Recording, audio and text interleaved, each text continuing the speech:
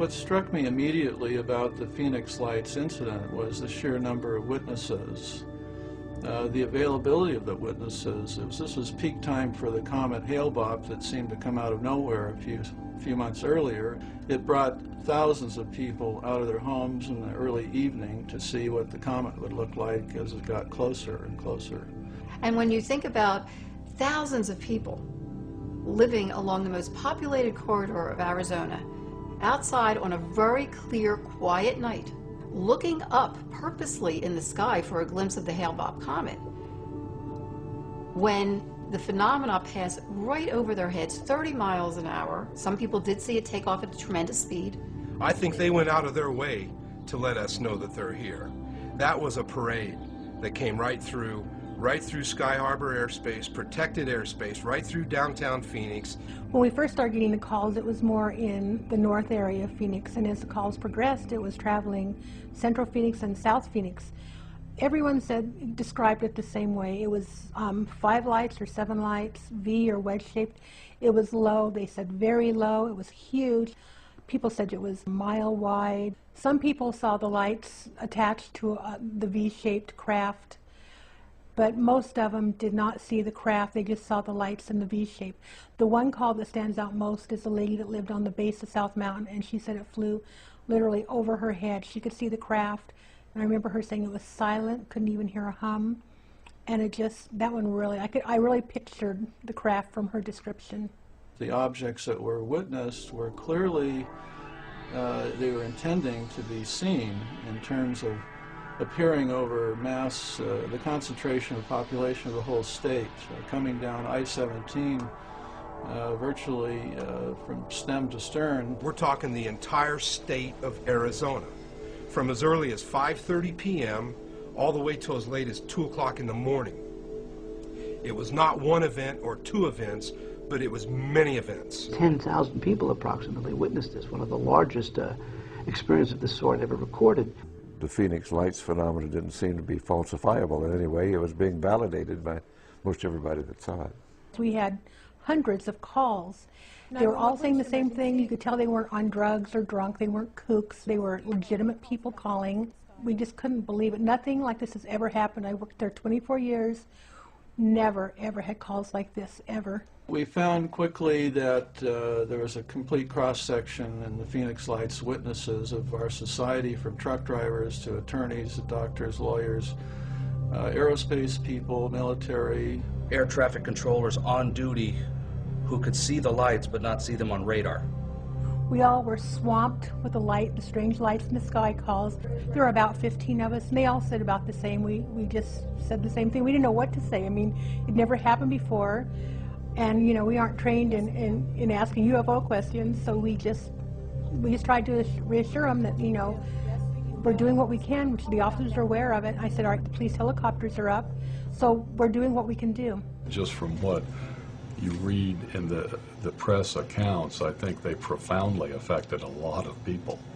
If you could have heard their voices, they just were astounded. When they saw those lights, they knew it wasn't something of this earth. It wasn't flares, it wasn't a helicopter, it wasn't anything they'd ever seen before. It was totally not of this earth. My emotion was that of just kind of wonderment and trying to figure out, what am I looking at? What am I seeing here? I wasn't frightened. I was just in awe of it because it was so abnormal. I don't remember anyone being frightened.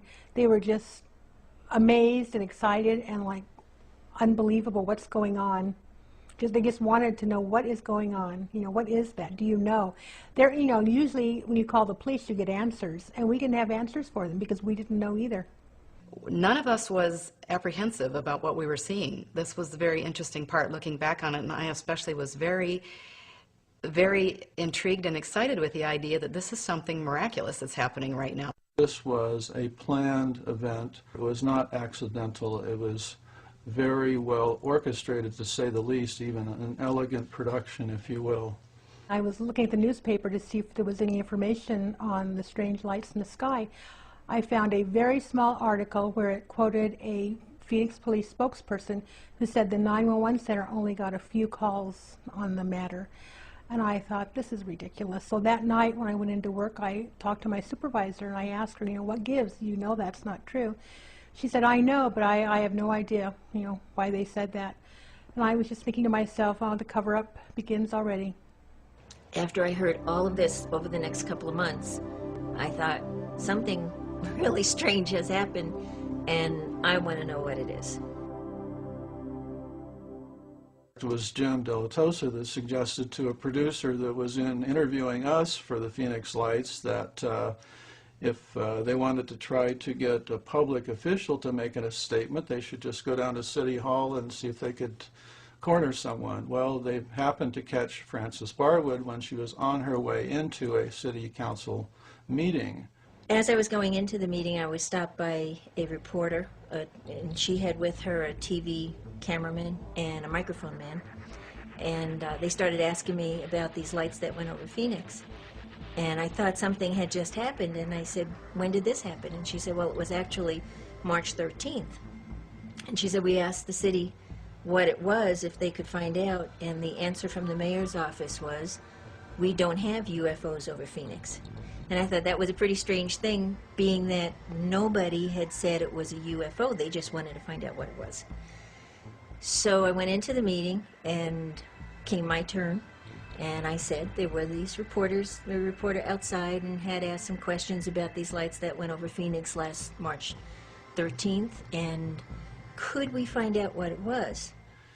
And she thought it was a fair question, was asked of her, and she wanted to know herself, and she asked the question in chambers, and got quite an interesting reaction. Everybody just kind of turned around and looked at me like, why did you ask that?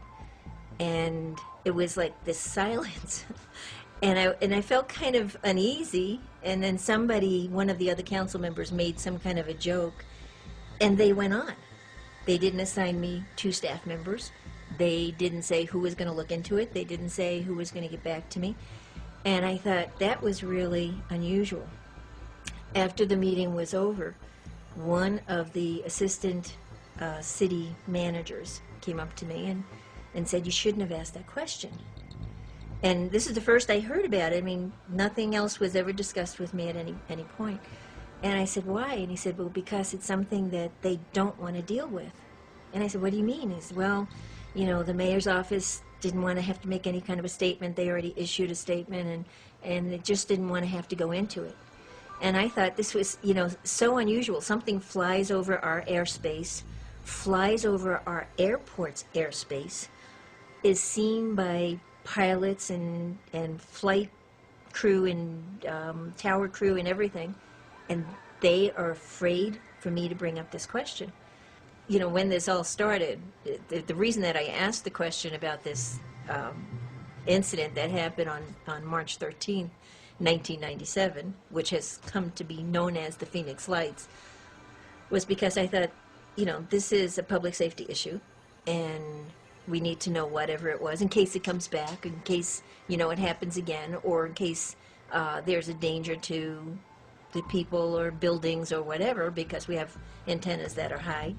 And I couldn't understand the negative reaction that I got for asking this, when I thought that was, to me, a perfectly innocent question.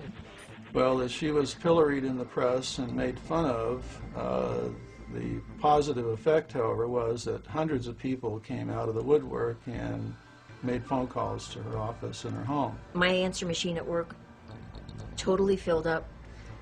Since they couldn't get any more calls into my office, they started calling other council members' office, leaving messages for me.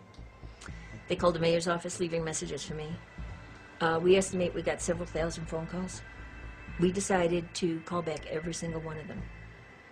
Over the next couple of months, I personally talked to over 700 people. Everybody but one, everybody but one told the exact same story. And the one was the one that they publicized, which was a kid who said he saw they were airplanes. Well, when you have like 700 to 1 saying this was not airplanes, I had active military, retired military, police officers, firemen, Little League coaches that were out that night with the whole Little League saw it, the parents saw it, people jogging, people shopping. That was really an important single event in opening up the case for us was Frances Barwood, and I give her a lot of credit for her courage, especially holding forth and holding up through all the criticism that she got. I believe she was very courageous, and it's going to take more people like her and like Dr. Lin, the author of The Phoenix Lights, coming out and lending credibility and lending their name to a phenomenon that I believe is very real and needs to be studied. Wrote a letter to Senator McCain. Senator McCain sent his letter